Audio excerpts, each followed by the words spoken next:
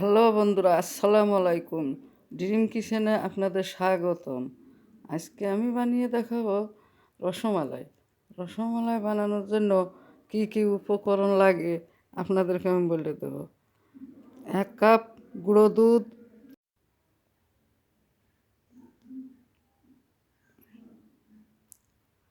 সামান্য baking powder,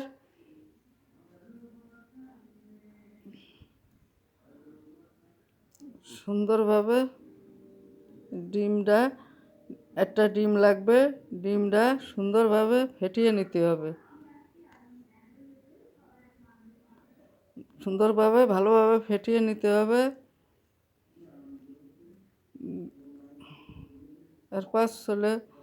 এরপর ঢেলে দেবো।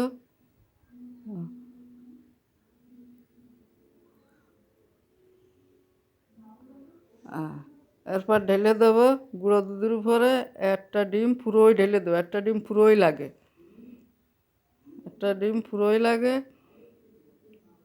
আর সুন্দর করে মেখে নেব। একটা ডিম দিয়ে 1 কাপ দুধই ভালো হয়। ঠিক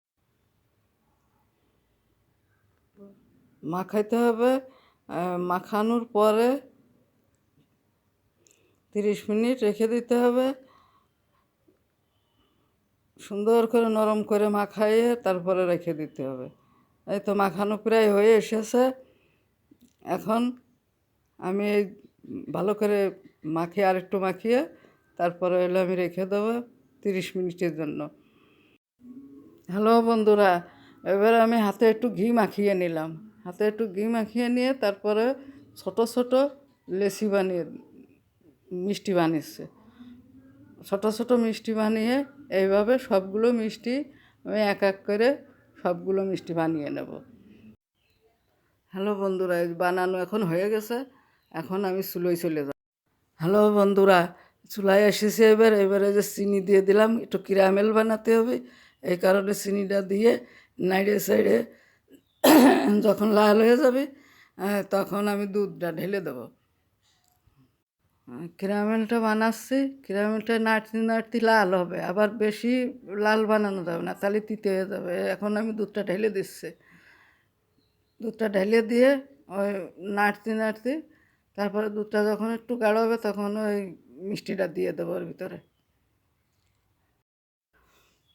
দুধটা বলক হয়ে গেছে। এখন আমি নেড়ে নেড়ে এই মিষ্টিগুলো সব এক এক করে দিয়ে দেবো। তা মিষ্টি দেওয়ার পরে জাল হবে সুন্দর করে, রসটা একটু কমে যাবে, তারপরে নামাবো। সুন্দর করে জাল হবে।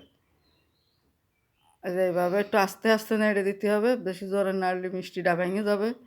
এই জন্য আস্তে আস্তে নাড়তে হবে। এভাবে জাল হোক,